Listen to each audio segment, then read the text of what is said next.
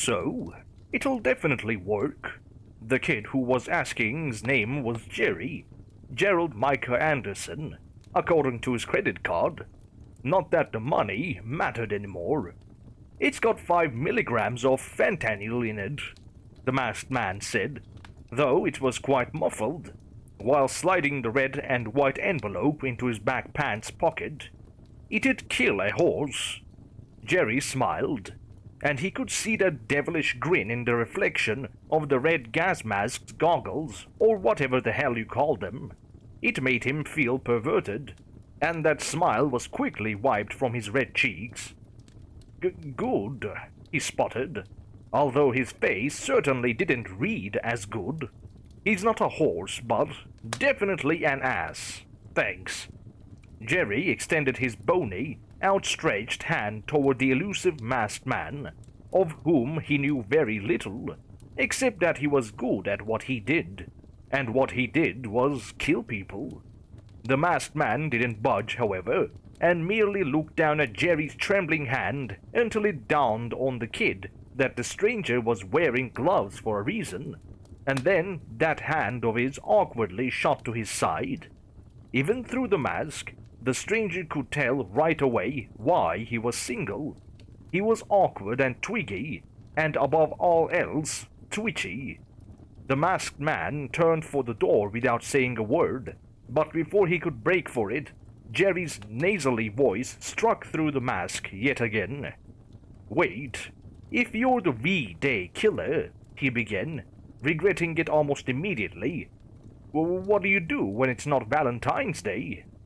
The masked man stopped cold in his tracks and, despite having one gloved hand on the knob, let it go in order to spin around, real slow-like. His tall, black boots were still on the welcome mat and hadn't even taken a full step into the place, and for good reason. It was filthy, somewhere between a college dorm room and poor, white trash, maybe a bit of both. How this kid managed to put his pants on every day, not to mention snag $2,000 in order to knock off some douchebag, was beyond him. Not that he cared, of course. He was making $2,000. Again, not that the money mattered anymore. "You got a mom?" the masked man asked. It was a stupid question that required an even stupider answer, and lucky for him, Jerry answered that call. "Yeah. You got family? Cousins? Neighbors? Friends?" "Yeah, I guess." The masked man leaned in closer to him, and Jerry could almost see his eyes. "Don't they have birthdays? Christmases? Graduations? Hell, Mom's got a whole day all to herself. They're all just excuses to send shit to people. V-Day is just another day, another dollar." But that was a lie. To the masked man, Valentine's Day was not just another day. It was quite possibly the worst day out of the whole year. Hell, he wouldn't even refer to it by name, and V-Day sounded awfully similar to D-Day now, didn't it? He, at one point, was a pretty good delivery driver. Didn't make much, but the hours were flexible, and at least it kept him off the sauce. For a while at least. He knew his way around town like the back of his hand, which was what he looked at the majority of the time when he was liquored up, staring down the barrel of an empty bottle. One V-Day, he got so hammered that he blacked out and woke up in the infirmary. Had no idea how he got there, but someone in the ER told him he was 3 inches away from going through a tree.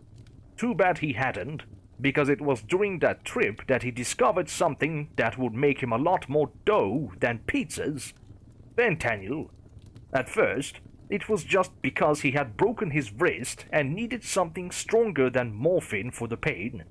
But after a nurse had told him that it was lethal in even the smallest of doses, he started getting ideas that only a drunk, beat-up, and cynical bastard, probably one with some kind of brain damage, would have gotten. The first victim of the V-Day killer was a guy by the name of Lou Donaldson. Lou was a guy that he met while out on one of his deliveries. One of his deliveries before he had turned to the bottle, that is. and the delivery that eventually caused it. That was because the girl who had placed the order was Sarah Monroe. Sarah Monroe, the only two words that caused more unrest in him than Valentine's Day, and, in truth, they went hand in hand. It was on Valentine's Day when they met, when she placed that fateful order. How the hell was he supposed to know that behind a simple stack of pepperoni pizzas was the face of the most gorgeous woman he'd ever seen? It didn't seem fair, especially not with that corporate-mandated baseball cap crap that he was required to wear. Neon red like a stop sign, which wasn't the look you were going for when the answer you wanted was green for go, as in, go out with me. It would have never been a go, though, because behind every beautiful woman you'll usually find one ugly son of a bitch. And in his case, that SUV was quite literally behind her at the door. Lou Donaldson. You know, usually the delivery guys actually deliver the damn thing, Lou said, and his smugness was enough to snap the young and dumb pizza guy from his stare. He felt embarrassed, and he could tell she did too. Sorry, it's 35 even, he said, lifting the pizzas. She took them from his arms and, for a brief second, her pinky must have caressed his hand because it was warm. Warmer than any hand he'd ever felt. Lou pushed by her as she entered the party through the narrow doorway and outstretched the 35 even, no tip of course. Here, he said, but he could tell that the pizza guy was looking elsewhere. Hey, he snapped, snagging his attention yet again. She's not looking at you, pal. She's with me. Sorry, the pizza guy said, and he was mad at himself for apologizing.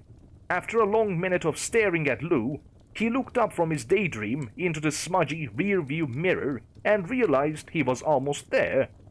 1409 Park Avenue, home of the douchebag. It was a place that had certainly seen better days, perhaps better tenants. Jerry said the douche was a college kid, so it'd make sense if the place was a glorified dorm room, not unlike the apartment he had been standing in half an hour prior, except the grunge on this one extended for several hundred more square feet, it seemed. The envelope that made its way into his glove was blank, aside from the red and white that reminded him of the occasion. It wasn't as if he could merely write on it. Surely, some kind of handwriting analyst would have had a field day with the thing, and that's the last thing he wanted. Besides, there was no time for a signing party or another trip down memory lane, and surely soon someone would have seen him parked out front of mailbox 1409, and that was a memory he didn't want.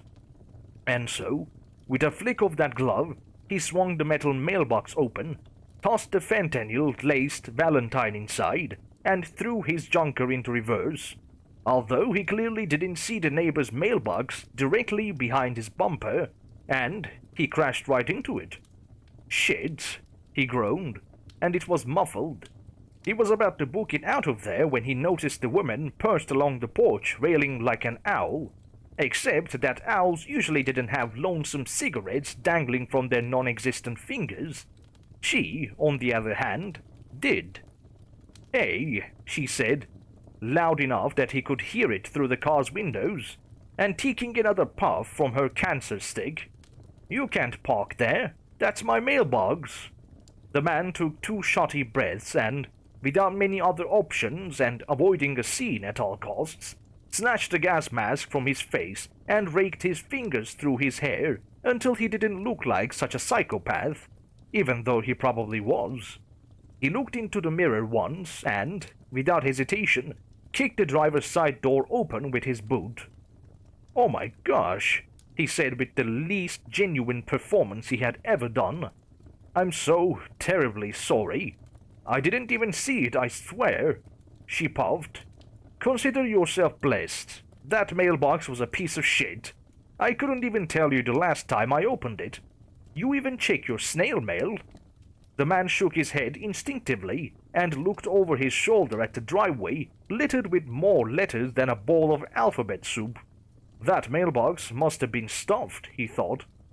See anything good? The woman asked, hopping off her perch and sashaying onto the grass, kicking a stray flyer full of coupons in the process. I don't need coupons. I get like 500 email newsletters a day, she said, looking down at the flyer she just tossed with her toes.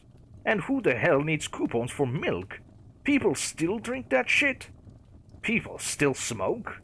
The man jokingly asked, kneeling down to pick up the stray papers. He took a quick glance at her. She was cute. Her skin was pale and young, despite the smoking, with freckles on her cheeks, and she had lush red hair. When they live in this dump, they do, she said, taking another puff. You running over that mailbox actually just raised the value of the block. Congratulations. He couldn't help but chuckle a little. The woman's casual demeanor threw him off from the usual run-of-the-mill lot that he typically had to hassle with. He tried his best to hide the giggles and held his face to the ground, continuing to pick up the assorted papers. One such was labeled Clerk of the Court, Summons, and it looked old too. Uh-oh, I think this is jury duty, he grinned, lifting the envelope. Well, shit, she said, taking a final puff before tossing the cigarette into the grass and stomping it. I guess they'll have to sue me. And then I'll be on jury duty, he smiled. She coyly smirked. Or you can just wait for some asshole to run your mailbox over, she said, looking him up and down. What's your name anyways? Wait, she said, not giving him a moment to speak. I don't want to know. Why not? 'Cause once you get a name, you get a number. And when you get a number, you get a call. And when you get a call, you get a date. And when you get a date... Is this all from personal experience? He asked, cutting her off. She sighed and pulled another ciggy from out of her jean pocket. Now you know why I smoke. He nodded. Well, how about we just start with a name? He asked. She rolled her eyes. I should be the one asking you so I can report your ass to the cops, she said. He realized that already, and that's why he was prepared with a lie. Yet somehow and for some reason, he was inclined to tell her the truth. It's Melanie, by the way. Last name's on the mailbox, she smiled. Stanley, he said, surprisingly to himself. That was the truth. Well, Stanley, I have to ask, she said. How do you know Patrick? Patrick? She gestured to the house next door, 1409 Park Avenue. Patrick Marley, she asked. I take it you're not leaving him love letters, although it is the day for that kind of thing, isn't it? Stanley laughed in his throat. So they say. No, I'm an old friend. Just thought I'd drop something off for him. It was a stupid excuse, but he didn't think far enough ahead. A simple delivery like this was usually an in and out of type of deal. Not today, apparently, though he didn't mind it. I think he's home, Melanie said, looking back toward the neighboring house yet again. Yeah, and probably drunk off his ass, Stanley said. Probably better I let him get his beauty sleep. Melanie smiled. He needs it too. He's ugly as a stick, and not the hot kind. Stanley laughed, and it wasn't a fake. Social chuckle, but an honest giggle. He hadn't done that in a while. What are you doing tonight? She thought about it. I'll check my inbox, she said, and looked around at the sprawled papers and the snapped wooden post of the mailbox with a rear bumper resting atop it. You're in luck. It's empty. Tonight managed to turn into 2 hours later, after the pair had blah blah blah'd themselves until they were red in their faces and decided to book it a short drive, in Melanie's car of course, up the street to a little place called Dave's Diner, a greasy spoon that truly lived up to its name. And while they never saw the titular Dave, they did manage to sneak a peek at several greasers, and otherwise generally greasy people, spooning it up in their boots next to unsipped milkshakes with 2 straws. The sight was unsavory, to say the least, but thankfully the food wasn't. Melanie got 2 helpings of butter with a side of waffles, and Stanley got a good old-fashioned, all-American cheeseburger, which was sopping with grease, yet wasn't as cheesy as the grin on his face while staring into Melanie's eyes. It was like something out of a cheap Hallmark movie, and, usually, that would have repulsed him, but not tonight. "I guess Mother's Day Killer doesn't have the same ring to it," she said, and it snapped him out of his stare. "Wait, what?" Stanley said, dropping his burger onto the plate. "The V-Day Killer? Oh, come on, you must have heard of him." Melanie pointed with a red polished fingernail to the TV set in the corner of the restaurant, with a display of the local news network that was likely a channel left on non-stop since the mid-80s. On the screen, the outline of a shadowy figure stood alongside the anchor as the text beneath read, "Will the V-Day Killer strike again?" "Yeah," Stanley said, taking another bite of his burger. "You know, it's stupid. He strikes all year. I don't know what makes him the Valentine's Killer any more than the friggin' Easter one," she said as she wolfed down a large bite of the waffle. "Maybe he kills more people on V-Day," Stanley said, still avoiding the V word. "Not this year, apparently," Melanie said. "Not one reported murder, at least. Not with his given M.O. "Just wait until tomorrow," Stanley thought before he humored her. "What's an M.O.? "I don't know. It's like their thing," she said. "Whose thing?" "Killers," Melanie said through a grin. Her mouth was full, but she didn't care. "I don't know. I saw it on a crime show. It's like the thing they do. How they do it. The V-Day Killer kills them with greeting cards, although I don't know who the hell's falling for that one these days." "You'd be surprised," he thought again, before replying sarcastically. "Greeting cards? Oh, don't tell me you don't know what those are," she said. Stanley cheesed through his cheeseburger. "Unfortunately." "Why?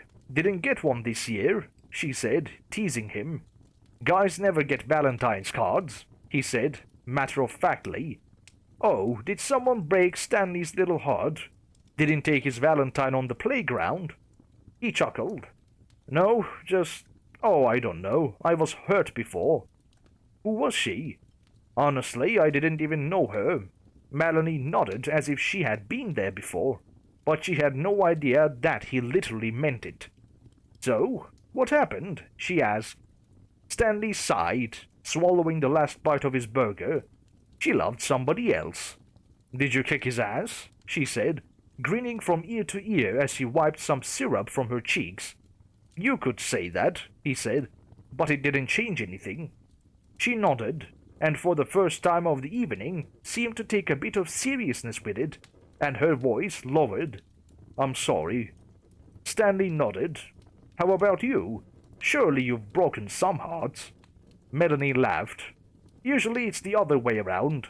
Men suck. Except for you, of course." "Of course," he grinned, before his smile faded. "I don't know who'd ever try to hurt you." Melanie looked back up at the television screen and watched as the image of the notorious serial killer faded into commercial. "I don't know why people do a lot of things. I guess it's their M.O. Stanley smiled and finished his shake. But that time, the smile was fake. The morning after Valentine's Day, Stanley awoke naked in Melanie's bed. On the floor was one of those pairs of boxers with the little red lips plastered on them. Had they gone out for drinks the night before, he might have forgotten that he had even worn them. But considering all he had on his stomach was a cheeseburger and a few sips of a strawberry milkshake, he could remember the whole night. Perhaps one of the best of his life. He rolled over to greet her, but noticed her side of the bed was empty. Warm, but otherwise empty. He sat up. "Melanie?" it echoed. The house was quiet, and it smelled like lavender, just like her car. Shockingly, neither smelled of nicotine, and he attributed that to her front porch smoking sessions, the kind that were occasionally interrupted by mailbox car crashes by idiots driving with a gas mask on. Stanley smiled to himself and shook his head from the memory before glancing around the room again and calling out to her. "Melanie?" No answer. Only the dead silence of an empty home and the scent of lavender. That was until he smelled the cancer stick. It was still wedged between her fingers and burning onto the carpet. Gripped in her other hand was the red and white envelope. It was torn open, much like her head along the carpet. The card was nearby and was blank aside from the blood that had likely poured from her nose onto it as she inhaled for the last time. There was enough fentanyl in it to kill a horse after all. She must have gone outside for a smoke session, but noticed the red and white on the porch mat. Patrick Marley, the douchebag, now truly living up to his name, had wrongfully assumed that the blank card in his mailbox didn't belong to him. Guys never get Valentine's cards after all, and with the mail and mailbox all scattered across the neighbor's lawn, not to mention that neighbor was single, young woman, it was a logical conclusion. Except for the fact that it was meant for her, it was meant for him logically. Though illogically, Stanley had no idea as to why she'd take it. It was the V-Day killer's MO after all, and she didn't act like one of those bimbos from the horror movies. Maybe she was groggy and tired and had forgotten about the headlines. Or maybe she was just a curious little minx. Or maybe, and this was the one that hurt him most of all, love had blinded her. The final 3 victims of the V-Day killer were reported that day. Melanie Shaver, as it was read on her mailbox, Patrick Marley, and Stanley White.